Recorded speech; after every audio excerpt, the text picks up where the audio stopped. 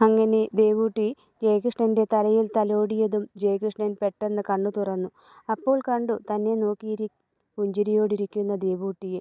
ഒരു നിമിഷം അവൻ തന്നെ നോക്കിയിരിക്കുന്ന ദേവൂട്ടിയുടെ കരം പിടിച്ച് തൻ്റെ മുഖത്തോട് ചേർത്ത് പിടിച്ചുകൊണ്ട് ആ കൈവെള്ളയിൽ മുഖമമർത്തി ഉമ്മ വെച്ചു. അപ്പോൾ അവൻ്റെ കണ്ണുകൾ നിറഞ്ഞൊഴുകിയിരുന്നു. എന്നാൽ അത് ദേവൂട്ടി കാണാതിരിക്കാൻ അവൻ ശ്രദ്ധിച്ചിരുന്നു. തുടർന്ന് കട്ടിലിൽ തനിക്ക് അടുത്തിരിക്കുന്ന ദേവൂട്ടിയുടെ മടിയിലേക്ക് തല വെച്ചുകൊണ്ട് മുഖം ചരിച്ച് അവളുടെ ആ വയറിനു മീതെ കൂടി ഉമ്മ വെച്ചുകൊണ്ട് ശബ്ദമില്ലാതെ അവളുടെ വയറ്റിൽ വളരുന്ന തൻ്റെ പ്രാണന്റെ പാതിയായ ആ ജീവന്റെ തുടിപ്പിനോട് അവൻ മാപ്പ് പറഞ്ഞു. മാപ്പ്, 1000 മാപ്പ്. എൻ്റെ പൊന്നുമുത്തേ, നീ ഈ മഹാഭാവിയോട് പൊറുക്കെ. മനുഷ്യനായി പിറന്ന ഒരാളും ചെയ്യാത്ത കൊടും ക്രൂരതയാണ് ഞാൻ നിന്നോട് ചെയ്യാൻ പോകുന്നത്. ഒരു ജീവൻ ഇല്ലാതാക്കുക. മനോഹരമായ ഈ ലോകത്തെ വിചിത്രമായ കാഴ്ചകളിൽ നിന്നും നിന്നെ പറിച്ചെറിഞ്ഞു കളയാൻ പോകുന്ന ഞാൻ ഒരു മനുഷ്യമൃഗം തന്നെയാണ്, സമ്മതിക്കുന്നു. എന്നാൽ എൻ്റെ ലോകം അതെൻ്റെ ദേവൂട്ടി മാത്രമാണ്. അവളില്ലാത്ത ഈ ജീവിതത്തെക്കുറിച്ച് എനിക്ക് ആലോചിക്കാൻ കൂടി കഴിയില്ല.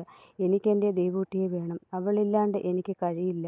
അതുകൊണ്ട് വീണ്ടും വീണ്ടും ഞാൻ എൻ്റെ മുത്തേ നിന്നോട് 1000 മാപ്പ് ചോദിക്കുന്നു. എൻ്റെ ഈ ജീവൻ ഇല്ലാതാകുന്ന നിമിഷത്തിൽ പോലും ഞാൻ നിന്നോട് മാപ്പ് ചോദിച്ചുകൊണ്ടേയിരിക്കും. അത് പറയുമ്പോൾ ജയകൃഷ്ണന്റെ ഹൃദയത്തിൽ കഠാര കുത്തിയിറക്കും പോലെയുള്ള വേദനയും വെപ്രാളവുമായിരുന്നു.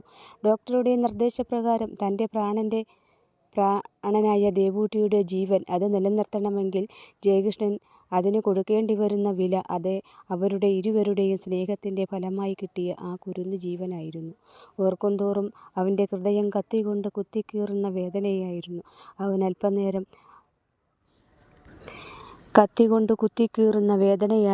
അവന്. അല്പനേരം അവൻ ദേവൂട്ടിയുടെ മടിയിൽ കിടന്നു. ശേഷം എഴുന്നേറ്റു ബാത്റൂമിൽ കയറി മനസ്സും ശരീരവും തണുക്കുന്നതുവരെ ഷവറിന് കീഴിൽ അങ്ങനെ നിന്നു. കുറേ നേരം അങ്ങനെ നിന്നു അവൻ. പക്ഷേ ഫലമുണ്ടായില്ല. അവൻ്റെ മനസ്സിലെ തീയണയ്ക്കാൻ ഷവറിൽ നിന്നും ഒഴുകിയെത്തുന്ന വെള്ളത്തിന് കഴിയുമായിരുന്നില്ല. ജയകൃഷ്ണൻ കുളിച്ച് ഡ്രസ്സും മാറി താഴെ ഹാളിലെത്തി. ഈ സമയം എല്ലാവരും ഹാളിൽ തന്നെ ഉണ്ടായിരുന്നു. ജയകൃഷ്ണൻ വന്ന് സെറ്റിയിലേക്ക് ഇരുന്നതും വാണി ജയകൃഷ്ണൻ്റെ നേർക്കൊന്നു നോക്കി. ശേഷം അവൾ ജയകൃഷ്ണനോട് ഇതെന്തു പറ്റി? ജയകൃഷ്ണൻ്റെ കണ്ണുകൾ രണ്ടും ചുവന്നു കലങ്ങിയിരിക്കുന്നുവല്ലോ. കണ്ണിന് സുഖമില്ലേ? അവൾ ചോദിച്ചു. വാണിയുടെ ആ ചോദ്യം കേട്ട് എല്ലാവരും ജയകൃഷ്ണൻ്റെ മുഖത്തേക്കൊന്നു നോക്കി. അപ്പോൾ കണ്ടു അവൻ്റെ 2 കണ്ണുകളും ചുവന്നു കലങ്ങിയിരിക്കുന്നത്. വാണി പറഞ്ഞത് സത്യമാണല്ലോ. അവൻ്റെ നേർക്ക് നോക്കിയ എല്ലാവരും ഒരേ സ്വരത്തിൽ പറഞ്ഞു. എന്നാൽ ഇവിടെ വാണിയും മറ്റെല്ലാവരും പറഞ്ഞത് കേട്ടിരുന്ന ജയകൃഷ്ണൻ അമ്മ ഭഗീരഥിയുടെ മുഖത്തേക്ക് നോക്കി. അവൻ്റെ ആ നോട്ടം കണ്ട് ഭഗീരഥിയുടെ മുഖം വിഷാദമൂകമായി മാറി. ജയകൃഷ്ണൻ്റെ കണ്ണുകളിലെ ആ ചുവപ്പ് അത് അവൻ്റെ നെഞ്ചിനുള്ളിൽ എരിയുന്ന തീയുടെ ചുവപ്പായിരുന്നുവെന്ന് ഭഗീരഥിക്ക് മനസ്സിലായി. ഭഗീരഥിക്ക് മാത്രം. ഈ സമയം പടികളിറങ്ങി താഴേക്ക് നടന്നു വരുന്നതിനിടെ ദേവൂട്ടിയും കേട്ടിരുന്നു ആ ഒരു കാര്യം.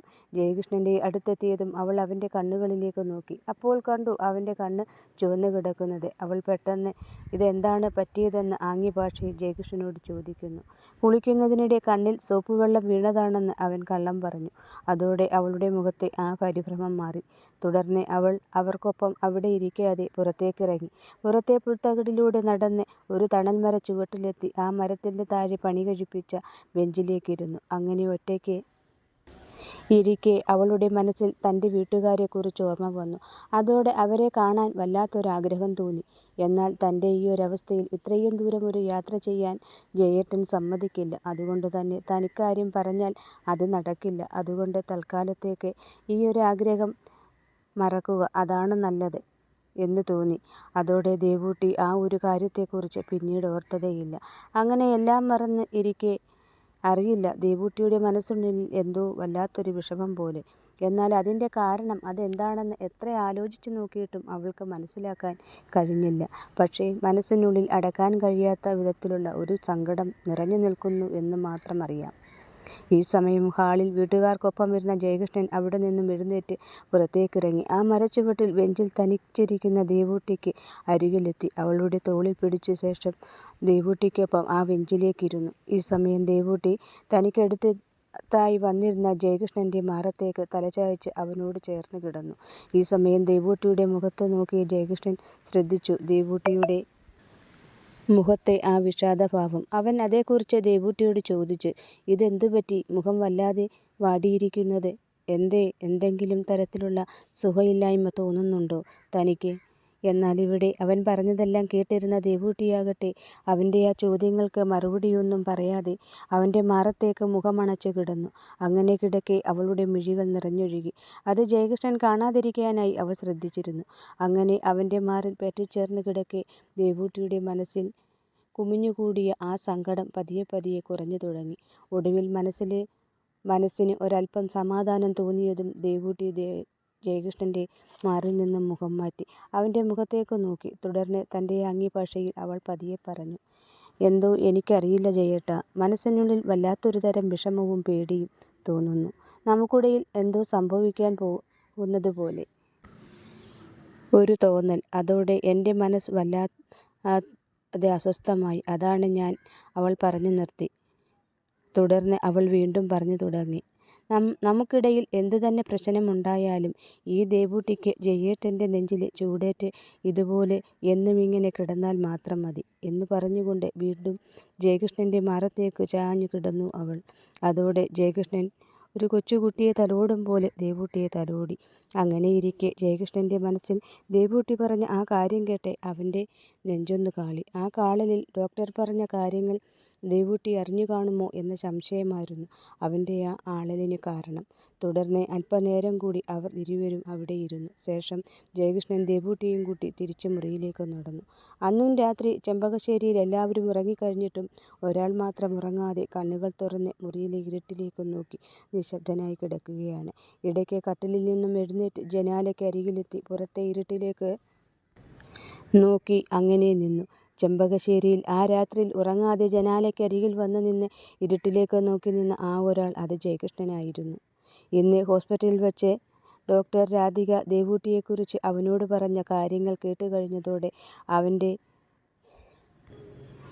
മനസ്സ് അവനിൽ നിന്നും കൈവിട്ടുപോയി കഴിഞ്ഞിരുന്നു. അതോടെ അവൻ്റെ സന്തോഷവും സമാധാനവും ഉൾപ്പെടെ അവൻ്റെ ജീവൻ പോലും പോയ ഒരവസ്ഥയിലായിരുന്നു ജയകൃഷ്ണൻ. അതേ തുടർന്ന് നിൽക്കുന്ന ഒരാൾക്ക് എങ്ങനെയാണ് ഉറങ്ങാൻ കഴിയുക? ഈ രാത്രിയിലെന്നല്ല, ഇനി മുന്നോട്ടുള്ള ഒരു രാത്രിയിലും അവന് ഉറങ്ങാൻ കഴിയുമായിരുന്നില്ല. അത്ര കണ്ടുള്ള കാര്യങ്ങളായിരുന്നു അവൻ്റെ മനസ്സിനെ അലട്ടിക്കൊണ്ടിരുന്നത്. അക്കൂട്ടത്തിൽ മറ്റൊരു വലിയ അഗ്നിപരീക്ഷണം കൂടി അവന് നേരിടേണ്ടതായി വന്നിരിക്കുകയാണ്. അത് മറ്റൊന്നുമായിരുന്നില്ല, ഡോക്ടർ രാധിക അവനോട് പറഞ്ഞു വെച്ച ഇക്കാര്യങ്ങളെല്ലാം തന്നെ ദേവൂട്ടിയോട് പറയുക, ഒപ്പം ആ കുരുന്നിനെ നശിപ്പിച്ചു കളയാനുള്ള അവളുടെ സമ്മതം അതുകൂടി അവളിൽ നിന്ന് വാങ്ങിയെടുക്കുക. എന്നാൽ ഇവിടെ ഇക്കാര്യങ്ങളെല്ലാം ദേവൂട്ടിയോട് പറയുക എന്നത് തന്നെയായിരുന്നു അവനെ സംബന്ധിച്ചുള്ള ഏറ്റവും വലിയൊരു പരീക്ഷണം. കാരണം താൻ അത് പറയുമ്പോൾ അത് കേൾക്കുന്ന സമയം ദേവൂട്ടിക്കുണ്ടാകുന്ന ആ ഒരു വിഷമം, അത് കാണാൻ അവന് കഴിയുമായിരുന്നില്ല. ആ മുഖമൊന്ന് വാടിയാൽ നെഞ്ചു തകരുന്ന ജയകൃഷ്ണനെ സംബന്ധിച്ച് ഇത്രയും വലിയൊരു കാര്യം പറയുമ്പോൾ അവൾക്കുണ്ടാകുന്ന ആ ഒരു മാനസികാവസ്ഥയും വിഷമവും അത് കണ്ടു നിൽക്കാൻ അവൻ്റെ മനസ്സിന് കഴിയുമായിരുന്നില്ല എന്നതായിരുന്നു സത്യം. എന്നാൽ ഇക്കാര്യങ്ങൾ അവളോട് പറയാതിരുന്നാൽ ഉണ്ടാകാൻ പോകുന്ന ആ ഒരു അവസ്ഥയെക്കുറിച്ച് ഓർത്തപ്പോൾ കാര്യങ്ങൾ ദേവൂട്ടിയോട് പറയാതിരിക്കാനും കഴിയില്ല എന്ന സ്ഥിതിയിലായി. അങ്ങനെ ആകെ മൊത്തം കലങ്ങിമറിഞ്ഞ മനസ്സുമായി ജയകൃഷ്ണൻ നിന്നു. ആ രാത്രി ജനലരികിൽ എത്ര നേരം അങ്ങനെ നിന്നുവെന്ന് അവനറിയില്ല. പുലരാൻ ഏതാനും സമയം ബാക്കി നിൽക്കെയാണ് അവൻ വന്ന് ഒന്ന് കണ്ണടച്ചത്. എന്നാൽ ഇവിടെ ചെമ്പകശ്ശേരിയിൽ ദേവൂട്ടിയെക്കുറിച്ച് ഡോക്ടർ ജയകൃഷ്ണനോട് പറഞ്ഞ കാര്യങ്ങളെല്ലാം ദേവൂട്ടിയൊഴികെ അവിടെയുള്ള മറ്റെല്ലാവരും അറിഞ്ഞിരുന്നു. ഇതറിഞ്ഞ് അവിടെയുള്ള പലരുടെയും മനസ്സുകളിൽ ചെറിയ വിഷമവും ദേവൂട്ടിയോട് സഹതാപവും തോന്നി. എന്നാൽ ഇതറിയുന്ന വാണിയുടെ മനസ്സിൽ ആ വാർത്ത കേട്ടപ്പോൾ അടക്കാൻ കഴിയാത്ത സന്തോഷമായിരുന്നു.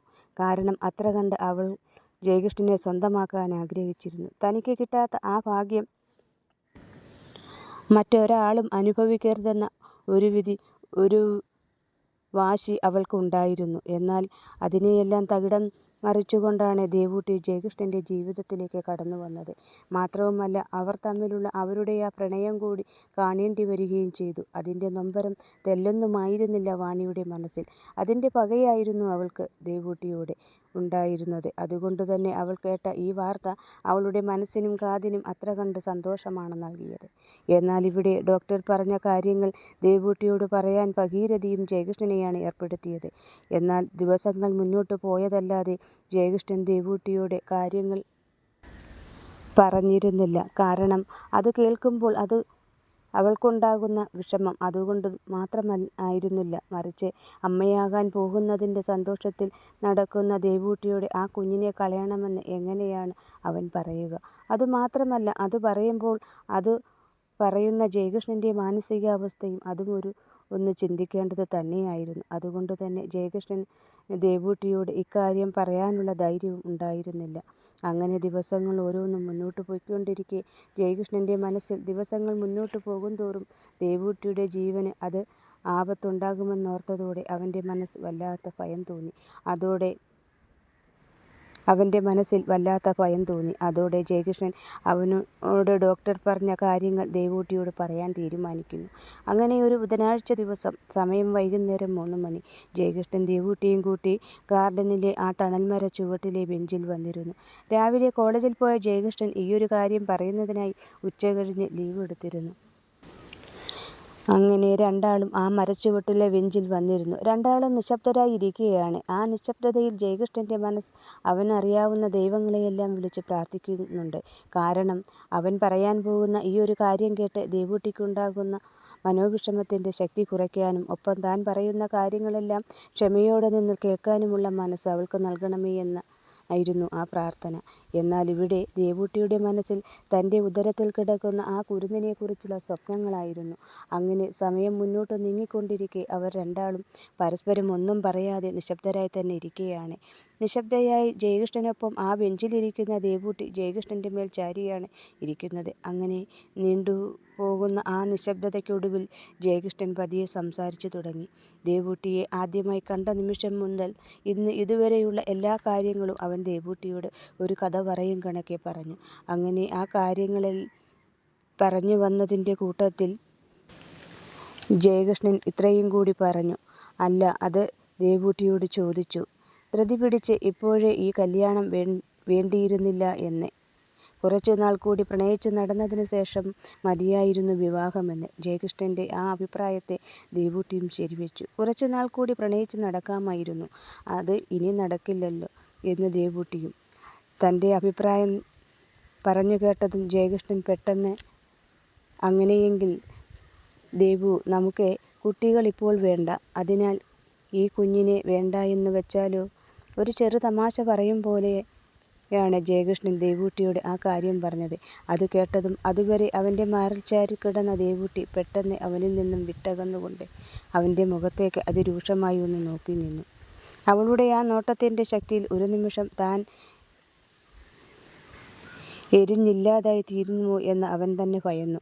അത്ര കണ്ട രൂക്ഷത്തോടെയായിരുന്നു ദേവൂട്ടി ജയകൃഷ്ണൻ്റെ നേർക്ക് നോക്കിയത്. അങ്ങനെ അവനെ കണ്ണെടുക്കാതെ നോക്കി നിൽക്കുന്ന ദേവൂട്ടിയെ സംബന്ധിച്ചു പറഞ്ഞാൽ കടന്നൽ കുത്തേറ്റതുപോലെ വീർത്തുകിട്ടിയ മുഖം ചുവന്നു തുടുത്ത് ചോര പോലെയായി തീർന്നിരിക്കുന്നു. പിന്നീട് ദേവൂട്ടി ജയകൃഷ്ണനൊപ്പം അവിടെ ഇരുന്നില്ല. അവൾ അവൻ്റെ ആ കാര്യത്തിന് മറുപടിയൊന്നും പറയാതെ നേരെ മുകളിൽ മുറിയിലേക്ക് നടന്നു. അതുകണ്ട ജയകൃഷ്ണൻ ദേവൂട്ടിയെ വിളിച്ചു. ദേവു, ഒന്ന് നിന്നേ, ഞാൻ വെറുതെ ഒരു തമാശ പറഞ്ഞതല്ലേ, അതിന് താനിങ്ങനെ പിണങ്ങിയാലോ? അവൻ ദേവൂട്ടിയെ വിളിച്ചു. എന്നാൽ ദേവൂട്ടിയാകട്ടെ തിരിഞ്ഞു നോക്കാതെ തന്നെ മുന്നോട്ട് നടന്നു പോവുകയാണ് ചെയ്തത്. അതുകണ്ട ജയകൃഷ്ണൻ നിശബ്ദനായി നിന്നു. അപ്പോൾ അവൻ്റെ മനസ്സിൽ ഒരു തമാശ പോലെ കാര്യം അവതരിപ്പിച്ചപ്പോഴേ ദേവൂട്ടിയുടെ മട്ടും ഭാവവും മാറി. ഇനി ഇത് കാര്യത്തോടടുക്കുമ്പോൾ അവസ്ഥയറിയില്ല. ജയകൃഷ്ണൻ ആകെ തകർന്നു. ഈ സമയം അവിടെ നിന്നും എഴുന്നേറ്റ് പോയ ദേവൂട്ടി മുകളിൽ അവരുടെ മുറിയിലെത്തി. കട്ടിലിൻ്റെ ഒരറ്റം ചേർന്ന് മനസ്സു നിറയെ ഈ കുഞ്ഞു വേണ്ട എന്ന് തമാശയായിട്ടാണ് ജയകൃഷ്ണൻ പറഞ്ഞതെന്ന് തെറ്റിദ്ധരിച്ച് ഇരുന്നുവെങ്കിലും ആ പറഞ്ഞ ഒരു കാര്യത്തെക്കുറിച്ചുള്ള ചിന്തകൾ മാത്രമായിരുന്നു മനസ്സിൽ. ഈ സമയം താഴെ നിന്നും ജയകൃഷ്ണനും മുകളിൽ മുറിയിലെത്തി. കട്ടിലിൻ്റെ ഓരം ചേർന്നിരിക്കുന്ന ദേവൂട്ടിയെ നോക്കി അല്പനേരം നിന്നു. ശേഷം അവൻ ദേവൂട്ടിയെ വിളിച്ചു. ദേവു, എന്നാൽ ദേവൂട്ടി പക്ഷേ ആ വിളി കേൾക്കാനോ അവനെ ശ്രദ്ധിക്കാനോ പോകാതെ വീർത്തുകെട്ടിയ മുഖവുമായി അവന് മുഖം കൊടുക്കാതെ അങ്ങനെയിരുന്നു. അത് കണ്ട ജയകൃഷ്ണൻ ദേവൂട്ടിയുടെ അടുത്തെത്തി പറഞ്ഞു, "ഞാനൊരു തമാശ പറഞ്ഞതല്ലേ, അതിനിത്ര ദേഷ്യപ്പെടണോ?" അപ്പോഴും ദേവൂട്ടിക്ക് അനക്കമൊന്നും ഉണ്ടായിരുന്നില്ല. അത് കണ്ട ജയകൃഷ്ണൻ വീണ്ടും തുടർന്നു, "അങ്ങനെയെങ്കിൽ ദേവു, ഞാനൊരു കാര്യം വളരെ സീരിയസായി തന്നെ പറയാൻ പോവുകയാണ്. നമുക്ക് ഈ കുഞ്ഞ് വേണ്ട. അതാണ് എൻ്റെ തീരുമാനം." ഇക്കുറി ദേവൂട്ടി ജയകൃഷ്ണൻ പറഞ്ഞ ആ വാക്കുകേട്ട് ഞെട്ടിത്തരിച്ച് അവൻ്റെ മുഖത്തേക്ക് തന്നെ നോക്കി ഇരുന്നു പോകുന്നു. അതുകണ്ട ജയകൃഷ്ണൻ്റെ മനസ്സ് പിടഞ്ഞു. എന്നാൽ അത് പുറത്തു കാട്ടാതെ കടുപ്പിച്ച മുഖവുമായി നിന്ന് അവൻ തുടർന്നു, "ഞാൻ പറഞ്ഞത് സത്യമാണ്. എനിക്ക് ഈ കുഞ്ഞു വേണ്ട. അതിൻ്റെ കാരണം മറ്റൊന്നുമല്ല. കഴിഞ്ഞ ദിവസങ്ങളിൽ സുഖമില്ലാതെ നിന്നെയും കൂട്ടി ആശുപത്രിയിൽ പോയത് ഓർമ്മയില്ലേ? അന്ന് ഡോക്ടർ എന്നോട് കുറച്ചു കാര്യങ്ങൾ തന്നെപ്പറ്റി പറഞ്ഞിരുന്നു. അതിൻ പ്രകാരമാണ് ഞാൻ ഈ കുഞ്ഞിനെ വേണ്ട എന്ന് വയ്ക്കാൻ തീരുമാനിച്ചതും. അതിനാൽ ഞാൻ തീർത്തും പറയുന്നു, ഈ കുഞ്ഞ് നമുക്ക് വേണ്ട." ഈ സമയം നിശബ്ദയായിരുന്ന അവൾ അവൻ പറഞ്ഞതെല്ലാം കേട്ടുകൊണ്ടേയിരുന്നു. അങ്ങനെ നിശബ്ദയായിരിക്കുന്ന ദേവൂട്ടിയെ സംബന്ധിച്ചു പറഞ്ഞാൽ ഹൃദയം വേദന കൊണ്ട് പിടഞ്ഞു. ആ പിടച്ചിലിൽ കണ്ണുകൾ രണ്ടും കാട്ടാറുപോലെ നിറഞ്ഞൊഴുകി. ശരീരം സ്തംഭിച്ചു. എത്ര നേരമാണ് അവൾ ആ ഇരിപ്പ് ഇരുന്നതെന്ന് അറിയില്ല. അവളുടെ ഹൃദയം തകർന്നുള്ള ആ ഇരിപ്പ് കാണാൻ ജയകൃഷ്ണനും കഴിഞ്ഞിരുന്നില്ല. അതുകൊണ്ട് തന്നെ തനിക്ക് പറയാനുള്ളതെല്ലാം പറഞ്ഞു തീർന്നതും ജയകൃഷ്ണൻ മുറിയിൽ നിന്നും പുറത്തേക്കിറങ്ങി ടെറസിലേക്ക് നടന്നു. അവിടെ എത്തിയതും ജയകൃഷ്ണൻ്റെ കണ്ണുകളും നിറഞ്ഞൊഴുകിയ കണ്ണുകൾ തുടച്ചുകൊണ്ട് എല്ലാം മനസ്സിൽ അടക്കി നിർത്തി നിന്നു അവൻ. അങ്ങനെ ഹൃദയം പിടയുന്ന വേദനയും പേറി അവർ രണ്ടാളും രണ്ടു ഭാഗങ്ങളിലായിരുന്നു. ഈ സമയം അങ്ങ് കിഴക്ക് ഭഗവതികാവിൽ നിന്നും ദീപാരാധനയുടെ നാദസ്വരമേളങ്ങൾ ക്ഷേത്ര കോളാമ്പിയിലൂടെ ഒഴുകിയെത്തി. അത് അവർ ഇരുവരും കേട്ടു. ഇപ്പോൾ സമയം അത്ര തന്നെയായിരിക്കുന്നു. ജയകൃഷ്ണൻ തിരിച്ചു മുറിയിലേക്ക് ചെന്നു. ദേവൂട്ടിയെ ഫേസ് ചെയ്യാൻ ഒട്ടും ധൈര്യം ഉണ്ടായിരുന്നില്ല. അതിനാൽ അവൻ അവിടെ തന്നെ നിൽക്കാതെ നേരെ പുറത്തേക്കിറങ്ങി. എന്നാൽ മുറിയുടെ അകത്തിരിക്കുന്ന ദേവൂട്ടിയെ സംബന്ധിച്ചു പറഞ്ഞാൽ ശരീരത്തിൻ്റെ സർവ്വശക്തിയും ചോർന്നുപോയ അവസ്ഥയിൽ ആയിരുന്നു അവൾ. കുഞ്ഞിനെ വേണ്ട എന്ന് ജയകൃഷ്ണൻ പറയുമ്പോഴും അതിൻ്റെ കാരണം അതെന്താണെന്ന് പറയാത്തതിൽ ജയകൃഷ്ണനോട് അന്ന് ആദ്യമായി ദേവൂട്ടിക്ക് ദേഷ്യം തോന്നിപ്പോകുന്നു. ആ വിഷമത്തിലും ദേഷ്യത്തിലും അവളും ഇരുന്നു. ഒടുവിൽ കട്ടിലിൽ നിന്നും എഴുന്നേറ്റ് അവൾ വാഷ് ബേസിനിൽ ചെന്ന് മുഖം കഴുകി വന്നതിന് ശേഷം താഴെ ഹാളിലേക്ക് നടന്നു. അവിടെ ചെന്ന് അവിടെയുള്ളവർക്കൊപ്പം ഇരുന്നു. അവർ പറയുന്ന കാര്യങ്ങളെല്ലാം കേട്ട് അങ്ങനെ ഇരുന്നു. അപ്പോഴും മനസ്സ് വിങ്ങിപ്പൊട്ടുകയായിരുന്നു. ഇതറിയാതെ ജയകൃഷ്ണൻ മുറിയിലെത്തി നോക്കുമ്പോൾ മുറിയിൽ ദേവൂട്ടി ഉണ്ടായിരുന്നില്ല. അതോടെ ജയകൃഷ്ണൻ്റെ മനസ്സിൽ ഒരു ചെറിയ ഭയം തോന്നി. ആ ഭയത്താൽ അവൻ പെട്ടെന്ന് മുറിയാകെ ഒന്ന് നോക്കി, ഒപ്പം ബാത്റൂമിലും. എന്നാൽ അവിടെയെങ്ങും ദേവൂട്ടി ഉണ്ടായിരുന്നില്ല. അതോടെ അവൻ പുറത്തേക്കിറങ്ങി താഴെ ഹാളിലേക്ക് നടന്നു. അപ്പോൾ കണ്ടു തൻ്റെ വീട്ടുകാർക്കൊപ്പം താഴെയിരിക്കുന്ന ദേവൂട്ടിയെ. അവളുടെ മുഖം നല്ല പ്രസന്നമായിരുന്നുവെങ്കിലും ആ കണ്ണുകളിൽ അവളുടെ മനസ്സിനുള്ളിലെ വിഷമം അറിയാമായിരുന്നു. മുറിയിലെത്തിയ ജയകൃഷ്ണൻ ദേവൂട്ടിയെ തിരക്കി നടക്കുന്നതിൻ്റെ കാരണം മറ്റൊന്നുമായിരുന്നില്ല. അവൻ പറഞ്ഞതെല്ലാം കേട്ട് നിശബ്ദയായിരുന്ന ദേവൂട്ടിയുടെ മനസ്സിൽ എന്താണെന്നറിയാൻ കഴിയാത്തതിലുള്ള ടെൻഷനായിരുന്നു അവന്. അതേ തുടർന്നുള്ള ആവലാതിയായിരുന്നു അവന്. തുടർന്ന് തന്നെ കണ്ടാൽ അവളുടെ ആ വിഷമം ഇരട്ടിക്കുമെന്ന് മനസ്സിലായതുകൊണ്ട് ജയകൃഷ്ണൻ താഴേക്കിറങ്ങി വന്നതേയില്ല. ഒടുവിൽ രാത്രി ഭക്ഷണം കഴിക്കാൻ എല്ലാവരും ഡൈനിങ് ഹാളിൽ വന്നപ്പോൾ അക്കൂട്ടത്തിൽ ജയകൃഷ്ണനും ദേവൂട്ടിയും ഉണ്ടായിരുന്നില്ല. പകലത്തെ ആ സംഭവത്തെ തുടർന്ന് ദേവൂട്ടി ജയകൃഷ്ണനോട് പിണങ്ങി നേരത്തെ കിടന്നു കഴിഞ്ഞിരുന്നു. എന്നാൽ തന്നോട് പിണങ്ങി ഭക്ഷണവും മരുന്നും കഴിക്കാതെ കിടക്കുന്ന ദേവൂട്ടിയെ പലതവണ ജയകൃഷ്ണൻ ഭക്ഷണം കഴിക്കാൻ വിളിച്ചു. എങ്കിലും അവൻ പറഞ്ഞത് കേൾക്കാനോ അവനെ ഒന്ന് നോക്കാനോ പോലും കൂട്ടാക്കിയില്ല. അവളുടെ ആ ഒഴിഞ്ഞുമാറ്റം അവൻ്റെ മനസ്സിൽ നല്ല വിഷമമാണുണ്ടാക്കിയത്.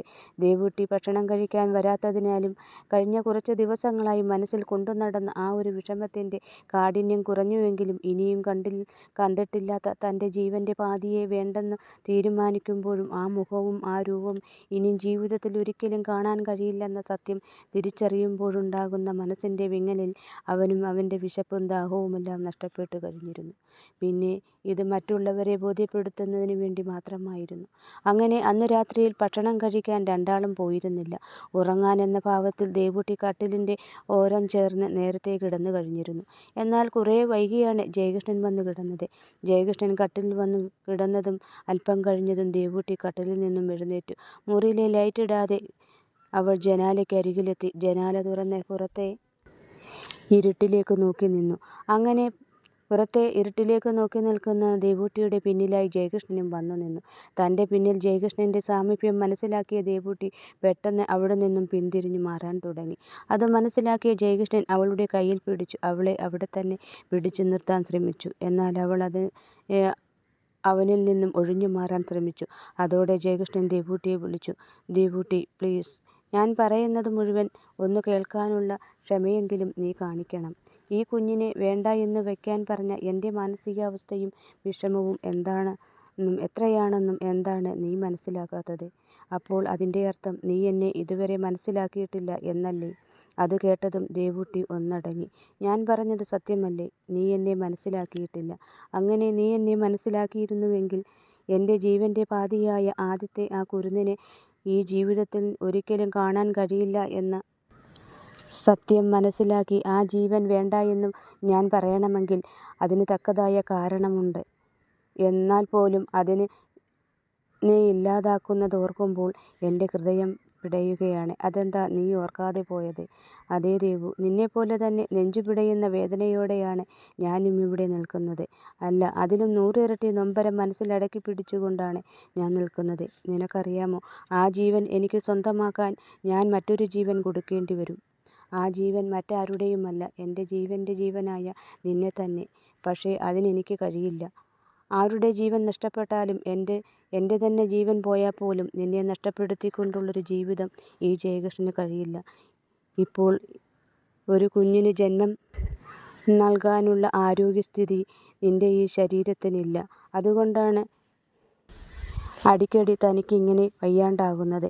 ഇതുമായി മുന്നോട്ട് പോയാലും ഇങ്ങനെ തന്നെ ഉണ്ടാകും. ചിലപ്പോൾ ഇതുമൂലം തൻ്റെ മരണം പോലും സംഭവിക്കാം. അതുകൊണ്ടാണ് ഡോക്ടർ ഈ കുഞ്ഞിനെ വേണ്ട എന്ന് പറഞ്ഞത്. ഡോക്ടർ ഇക്കാര്യം എന്നോട് പറഞ്ഞ നിമിഷം മുതൽ ഇന്നിപ്പോൾ തന്നോട് ഇക്കാര്യം പറയുന്നതുവരെ ഞാൻ അനുഭവിച്ച വേദന അതെത്രയാണെന്ന് അറിയാമോ തനിക്ക്? ഡോക്ടർ അക്കാര്യം പറഞ്ഞു കേട്ട ആ നിമിഷം ഞാൻ ഇല്ലാതായിപ്പോയി. പിന്നെ തന്നോട് ഇക്കാര്യം പറയുമ്പോൾ തനിക്കുണ്ടാകുന്ന ആ ഒരു വിഷമം അത് കാണാനും എനിക്ക് കഴിയുമായിരുന്നില്ല. എന്നാൽ ദിവസങ്ങൾ കഴിയുന്തോറും അത് തൻ്റെ ജീവനെ തന്നെ ഭീഷണിയാണെന്നോർത്തപ്പോൾ പറയാതെയും പറ്റില്ലെന്നായി. അങ്ങനെയാണ് ഞാൻ തന്നോട് ഇക്കാര്യം പറഞ്ഞു പോയത്. ഈ സമയം ജയകൃഷ്ണൻ പറഞ്ഞതെല്ലാം കേട്ട് ഒരു ജീവച്ഛവമായി നിന്നിടത്തു നിന്ന് ഒന്നനങ്ങാൻ പോലും കഴിയാതെ നിന്നുപോകുന്നു ദേവൂട്ടി. തുടർന്ന് ആ നിൽപ്പിൽ താൻ താഴേക്ക് വീണു പോകാതിരിക്കാനായി ജനക്കമ്പികളിൽ മുറുകെ പിടിച്ച് അങ്ങനെ നിന്നു അവൾ. ഒപ്പം അവളുടെ വലതുകരം അറിയാതെ ദേവൂട്ടിയുടെ അടിവയറിന് മീതെ വച്ചു പോകുന്നു അവൾ. ഒപ്പം ആ കണ്ണുകളിൽ നിന്നും മഴത്തുള്ളികൾ പോലെ കണ്ണുനീർ താഴേക്ക് പെയ്തു വീണുകൊണ്ടേയിരുന്നു. ഈയൊരു ജീവനെക്കുറിച്ച് ഇന്നലെ വരെ താനും ജയേട്ടനും നെയ്തുകൂട്ടിയ സ്വപ്നങ്ങളും മോഹങ്ങളും ആഗ്രഹങ്ങളും ഒക്കെ ഇല്ലാതാവുകയാണ് എന്ന ആ ഒരു സത്യം അവൾ മനസ്സിൽ ഉൾക്കൊള്ളുമ്പോൾ തോറും ദേവൂട്ടിയുടെ ഹൃദയം വിങ്ങിപ്പൊട്ടി കണ്ണുകൾ നിറഞ്ഞൊഴുകിക്കൊണ്ടേയിരുന്നു. ആ നൊമ്പരത്തിനിടയിൽ അവളുടെ മനസ്സിൽ ഈയൊരു വലിയ കയത്തിൽ നിന്നും ഈ ജീവൻ താൻ എങ്ങനെ രക്ഷപ്പെടുത്തും എന്നോർത്തുപോയി അവൾ. ഒപ്പം ആ ഒരു നിമിഷം ദേവൂട്ടിയിലെ മാതൃത്വവും വിതുമ്പി. അവൾ ഹൃദയം തകർന്ന് തൻ്റെ ഇഷ്ടഭഗവാനെ വിളിച്ചു. കൃഷ്ണ ഭഗവാനെ, എൻ്റെ ഈ സങ്കടം നീ കേൾക്കുന്നില്ലേ? ഈ സങ്കടക്കയത്തിൽ നിന്നും നീ എന്നെ രക്ഷിക്കില്ലേ? എൻ്റെ ജയേട്ടനിലൂടെ ഭഗവാൻ എനിക്ക് സമ്മാനിച്ച ഈ ജീവൻ നഷ്ടപ്പെടുത്തരുത് എന്നൊക്കെയാണ് അപേക്ഷിച്ചു അവൾ. ഒപ്പം തൻ്റെ പ്രാണന് തുല്യം സ്നേഹിക്കുന്ന അവളുടെ ജയേട്ടൻ്റെ മനസ്സിലെ നൊമ്പരങ്ങൾക്ക് ഒരു ആശ്വാസം നൽകണമേ എന്നും അവൾ മനസ്സുരുകി പ്രാർത്ഥിച്ചു. ദേവൂട്ടിയുടെ ആ പ്രാർത്ഥനയും അപേക്ഷയും അവളുടെ ഭഗവാൻ കേട്ടുകാണുമോ ആവോ അറിയില്ല. കേട്ടുകാണും എന്ന് തന്നെ വിശ്വസിക്കാം. എനിക്ക് അതാണിഷ്ടം. നിങ്ങൾക്കോ? ഈ സമയം ഇതൊന്നും അറിയാതെ താൻ പറഞ്ഞ കാര്യം കേട്ട് നിശബ്ദയായി നിൽക്കുന്ന ദേവൂട്ടിയെ നോക്കി നിന്ന ജയകൃഷ്ണൻ അവളെ പതിയെ വിളിച്ചു. ദേവു. അവൻ്റെ ആ വിളി കേട്ട് നിറഞ്ഞൊഴുകുന്ന മിഴികളോടെ അവൾ ജയകൃഷ്ണൻ്റെ നേർക്കൊന്നു ഒന്ന് ചരിഞ്ഞു നോക്കി. അതുകണ്ട ജയകൃഷ്ണന്റെ ഹൃദയം വിതുമ്പിപ്പോയി. അവൻ ദേവൂട്ടിയെ തന്നിലേക്ക് ചേർത്ത് പിടിച്ചു. അതോടെ സർവ്വനിയന്ത്രണങ്ങളും കൈവിട്ടു നിന്ന ദേവൂട്ടി ജയകൃഷ്ണനെ കെട്ടിപ്പിടിച്ച് പൊട്ടിക്കരഞ്ഞു. അതുകണ്ട് ജയകൃഷ്ണന്റെ കണ്ണുകളും നിറഞ്ഞൊഴുകി. തന്നെ കെട്ടിപ്പിടിച്ചു നിന്ന് കരയുന്ന ദേവൂട്ടിയെ ജയകൃഷ്ണൻ ആശ്വസിപ്പിച്ചില്ല. അവളോട് ഒരു സമാധാന വാക്കുപോലും പറഞ്ഞില്ല. കാരണം അങ്ങനെയെങ്കിലും അവളുടെ മനസ്സിലെ സങ്കടം പൂർണ്ണമായും മാറുന്നെങ്കിൽ മാറിപ്പോയിക്കോട്ടെ എന്ന് കരുതി. കുറേ നേരം ദേവൂട്ടി അങ്ങനെ തന്നെ നിന്നു. ഒടുവിൽ ജയകൃഷ്ണനിൽ നിന്നും വിട്ടുനകന്നു മാറിയ അവൾ പതിയെ കട്ടിലിൽ വന്നിരുന്നു. ഈ സമയം ജയകൃഷ്ണനും അവൾക്കൊപ്പം വന്ന് കട്ടിലിലേക്കിരുന്നു. ആ രാത്രി അവർ രണ്ടാളും അല്പം പോലും ഉറങ്ങിയതേയില്ല. അവർക്ക് ഉറങ്ങാൻ കഴിഞ്ഞില്ല എന്ന് പറയുന്നതാവും കൂടുതൽ ശരി. രണ്ടാളും എത്ര നേരം ആ കട്ടിലിൽ അങ്ങനെ ഇരുന്നുവെന്നറിയില്ല. അങ്ങനെ നിശബ്ദമായിരിക്കുന്ന ജയകൃഷ്ണന്റെ മനസ്സിൽ എല്ലാ കാര്യങ്ങളും ദേവൂട്ടി അറിഞ്ഞു കഴിഞ്ഞ സ്ഥിതിക്ക് ഇനി എത്രയും വേഗം ബാക്കി കാര്യങ്ങൾ ചെയ്യണം. അതിന് നാളെ തന്നെ ഹോസ്പിറ്റലിൽ പോയി ഡോക്ടറെ കാണണം. ഈ പോക്കിൽ അമ്മയെ കൊണ്ടുപോകേണ്ട. ഒറ്റയ്ക്ക് പോയി കാര്യങ്ങളെല്ലാം ചെയ്തതിന് ശേഷം ദേവൂട്ടിയെ കൊണ്ടുപോകുമ്പോൾ അമ്മയെ ഒപ്പം കൂട്ടാൻ ജയകൃഷ്ണൻ തീരുമാനിച്ചു. ഈ സമയം ദേവൂട്ടിയുടെ മനസ്സിൽ തന്നെ പ്രാണന് തുല്യം സ്നേഹിക്കുന്ന ജയേട്ടൻ തന്നെ നഷ്ടപ്പെടുമെന്ന് ഭയന്ന് തൻ്റെ ജീവൻ തിരിച്ചു പിടിക്കുന്നതിനായി സ്വന്തം ചോരയിൽ പിറന്ന ആ കുരുന്നു ജീവൻ നഷ്ടപ്പെടുത്താൻ തയ്യാറായി നിൽക്കുന്നു എന്നോർത്തപ്പോൾ വല്ലാത്ത സങ്കടം തോന്നി. ഇനിയും കണ്ടിട്ടില്ലാത്ത, ഇനി ഈ ജന്മം കാണാൻ കഴിയാത്തതുമായ, എന്നാൽ അതിൻ്റെ പേരിൽ ഒരുപാട് സ്വപ്നങ്ങൾ നെയ്തുകൂട്ടി വളർത്തി വലുതാക്കിയ ആ കുരുന്നു ജീവനെക്കുറിച്ച് ഓർത്തപ്പോൾ ദേവൂട്ടിയുടെ ഹൃദയം വിങ്ങിപ്പൊട്ടിപ്പോയി. അങ്ങനെ അവർ രണ്ടുപേരും നേരം പുലരാൻ ഏതാനും മണിക്കൂറുകൾ ബാക്കി നിൽക്കെയാണ് ഒന്ന് കിടന്നത്. ആ കിടപ്പിൽ അവർ ഇരുവരും മയങ്ങിപ്പോകുന്നു. എന്നാൽ ആ ചെറിയ മയക്കത്തിലും ദേവൂട്ടി പലതവണ ഞെട്ടിയുണർന്നു. അപ്പോഴെല്ലാം അവളുടെ കണ്ണുകളിൽ ഈറൻ്റെ നനവും ഉണ്ടായിരുന്നു.